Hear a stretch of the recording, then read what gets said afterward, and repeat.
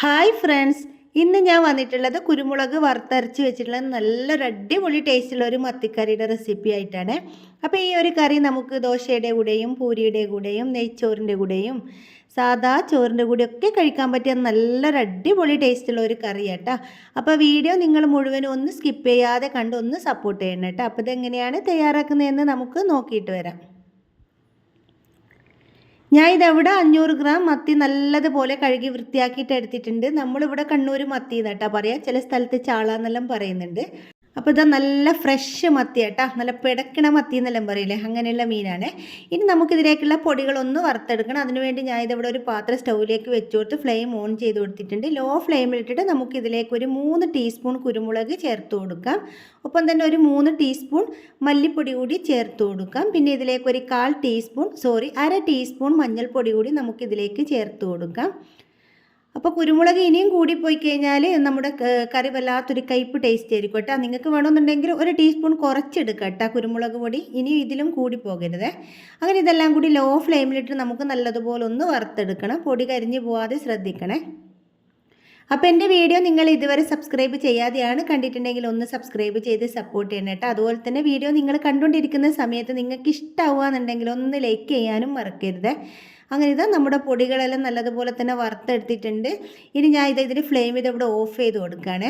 അപ്പോൾ ഓഫ് ചെയ്ത് കൊടുത്തു കഴിഞ്ഞാൽ പെട്ടെന്ന് തന്നെ ഈ ഒരു പാത്രത്തിൽ നിന്ന് നമ്മുടെ പൊടി ഒന്ന് മാറ്റി കൊടുക്കണം, അതല്ലെങ്കിൽ കരിഞ്ഞു പോകാനുള്ള ചാൻസ് ഉണ്ട്. ഇനി ഇത് നല്ലതുപോലെ ഒന്ന് തണുത്ത് വന്നാൽ നമുക്കൊന്ന് അരച്ചെടുക്കണം. അപ്പം ഞാൻ ഇതവിടെ കറി തയ്യാറാക്കാൻ വേണ്ടി ഒരു മൺചട്ടി സ്റ്റൗവിലേക്ക് വെച്ച് ഫ്ലെയിം ഓൺ ചെയ്ത് കൊടുത്തു. ചൂടായി വരുന്ന സമയത്ത് നമുക്കിതിലേക്ക് 1 ടേബിൾ സ്പൂൺ വെളിച്ചെണ്ണ ഒഴിച്ച് കൊടുക്കാം. വെളിച്ചെണ്ണ നല്ലതുപോലെ ചൂടായി വരുന്ന സമയത്ത് ഇതിലേക്ക് അര ടീസ്പൂൺ ഉലുവ ചേർത്ത് കൊടുത്തു. അങ്ങനെ ഇതാ നമ്മുടെ ഉലുവയൊന്ന് പൊട്ടി വരുന്ന സമയത്ത് ഇതിലേക്ക് ഒരു 1/4 ടീസ്പൂൺ കടുക് ഞാൻ ഇട്ട് കൊടുത്തിട്ടുണ്ട്. അങ്ങനെ ഇതാ ഉലുവയും കടുകെല്ലാം നല്ലതുപോലെ പൊട്ടി വരുന്ന സമയത്ത് നമുക്കിതിലേക്ക് ഒരു 8 ചെറിയുള്ളി ചെറുതായിട്ട് കട്ട് ചെയ്തത് ചേർത്ത് കൊടുക്കാം. അപ്പോൾ ഞാൻ എടുത്തിട്ടുള്ള ചെറിയുള്ളി ചെറുതേനും കേട്ടോ, അതുകൊണ്ടാണ് 8 എടുത്തിട്ടുള്ളത്. വലിപ്പമുള്ളതാണെങ്കിൽ 4 5 എടുത്താൽ മതി.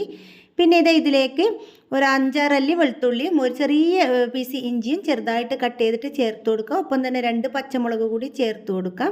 അധികം എരിവില്ലാത്ത പച്ചമുളക് ചേർത്ത് കൊടുത്താൽ മതി. എന്താ വെച്ചാൽ നമ്മൾ കുരുമുളകിന് നല്ല എരിവുള്ള മുളകാണ്, അതുകൊണ്ട് അധികം എരിവില്ലാത്ത കുരുമുളക് ചേർത്ത് കൊടുക്കാം. എന്നിട്ട് ഇതെല്ലാം കൂടി ലോ ഫ്ലെയിമിലിട്ട് ഒരു 2 മിനിറ്റ് നല്ലതുപോലെ ഒന്ന് വഴറ്റി കൊടുക്കണം.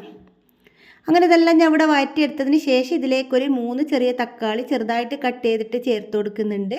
അപ്പോൾ പെട്ടെന്ന് തന്നെ നമ്മുടെ തക്കാളിയെല്ലാം ഒന്ന് വഴന്ന് കിട്ടാൻ വേണ്ടി ഇതിലേക്ക് ആവശ്യത്തിനുള്ള ഉപ്പ് കൂടി നമുക്ക് ചേർത്ത് കൊടുക്കാം. എന്നിട്ട് തക്കാളി നല്ലതുപോലെ സോഫ്റ്റായിട്ടൊന്ന് വഴറ്റി കൊടുക്കണം. നന്നായിട്ട് തന്നെ തക്കാളി ഒന്ന് ഉടഞ്ഞ് കിട്ടണം കേട്ടോ. അതുവരെ നമുക്കിത് നല്ലതുപോലെ ഒന്ന് വഴറ്റി കൊടുക്കാം.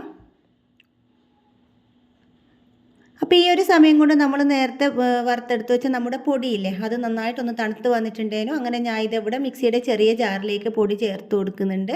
ഇനി ഇത് അരച്ചെടുക്കാൻ വേണ്ടി ഒരു 1/4 കപ്പ് വെള്ളം കൂടി ഒഴിച്ച് കൊടുത്ത് നല്ലതുപോലെ തന്നെ നമുക്കിതൊന്ന് അരച്ചെടുത്തിട്ട് വരാം. അപ്പോൾ ഇങ്ങനെ അരച്ചെടുക്കുന്ന സമയത്ത് നമ്മുടെ കറി നന്നായിട്ട് എന്താ പറയുക കുറുകിയിട്ടുണ്ടാവും കേട്ടോ, ഒരുപാട് അങ്ങ് വെള്ളം പോലെ ഉണ്ടാവില്ല. അങ്ങനെ ഇതിവിടെ നല്ലതുപോലെ തന്നെ ഞാൻ അരച്ചെടുത്തിട്ടുണ്ട്. അപ്പോൾ ഈ ഒരു സമയം കൊണ്ട് നമ്മുടെ തക്കാളി നന്നായിട്ട് ഞാൻ വഴറ്റി നല്ലതുപോലെ ഒന്ന് ഉടച്ചെടുത്തിട്ടുണ്ട്. ഇനി നമ്മുടെ അരപ്പ് ഇതിലേക്ക് ഒഴിച്ചു കൊടുക്കാം. എന്നിട്ട് നന്നായിട്ട് ഒന്ന് മിക്സ് ചെയ്ത് കൊടുക്കുക. എന്നിട്ട് നമ്മൾ അരച്ചെടുത്ത ആ ഒരു മിക്സിയുടെ ജാറില്ലേ, അതിലേക്ക് കുറച്ച് വെള്ളം കൂടി ഒഴിച്ചു കൊടുത്തിട്ട് നമുക്കിതിലേക്ക് ഒഴിച്ചു കൊടുക്കാം. ഇനി ഇതിലേക്ക് ചേർത്ത് കൊടുക്കുന്നത് പുളിവെള്ളമാണ്. ഞാൻ ഇവിടെ ഒരു നെല്ലിക്ക വലുപ്പത്തിലുള്ള പുളി 1/2 കപ്പ് വെള്ളത്തിൽ പിഴിഞ്ഞിട്ട് ഇതിലേക്ക് ഒഴിച്ചു കൊടുക്കുന്നുണ്ട്. എന്നിട്ട് നമ്മളിത് മിക്സ് ചെയ്ത് കൊടുത്തതിന് ശേഷം നമുക്ക് എത്രത്തോളം കറി വേണമെന്ന് വെച്ചാൽ അതിനനുസരിച്ച് വെള്ളം ഒഴിച്ചു കൊടുക്കുക. എന്ന് കരുതി ഒരുപാട് വെള്ളം ഒന്നും ഒഴിച്ചു കൊടുക്കരുത് കേട്ടോ.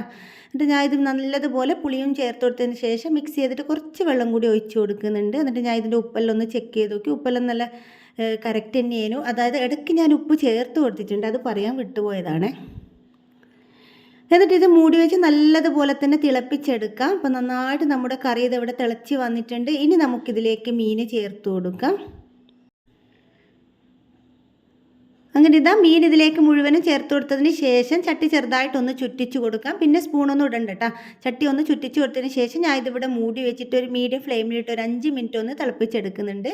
അപ്പോൾ ഇത് 5 മിനിറ്റ് കഴിഞ്ഞിട്ടുണ്ട്. നമ്മുടെ മീനെല്ലാം നല്ല പാകത്തിന് ഇവിടെ വെന്ത് വന്നിട്ടുണ്ട്. ഇനി ഒരുപാട് സ്പൂണൊന്നും അങ്ങ് ഇടണ്ട കേട്ടോ. സ്പൂൺ അങ്ങനെ ഇട്ട് ഒരുപാട് ഇളക്കി കഴിഞ്ഞാൽ നമ്മുടെ മീൻ പൊടിഞ്ഞു പോകും.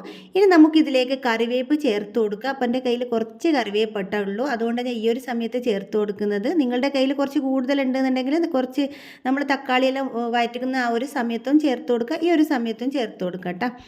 അങ്ങനെ കറിവേപ്പ് ചേർത്ത് കൊടുത്ത് 1 മിനിറ്റ് കൂടി ലോ ഫ്ലെയിമിലിട്ടിട്ട് ഒന്ന് തിളപ്പിച്ചെടുത്തിട്ടുണ്ട്. എന്നിട്ട് ഇതിൻ്റെ ഫ്ലെയിം ഞാൻ ഇതവിടെ ഓഫ് ചെയ്ത് കൊടുക്കുകയാണ്. നമ്മുടെ കറി ഇതവിടെ തയ്യാറായി. ഇനി ഇത് മൂടി വെച്ചിട്ട് ഒരു 10 മിനിറ്റിന് ശേഷം നമുക്ക് തുറന്ന് നോക്കാം.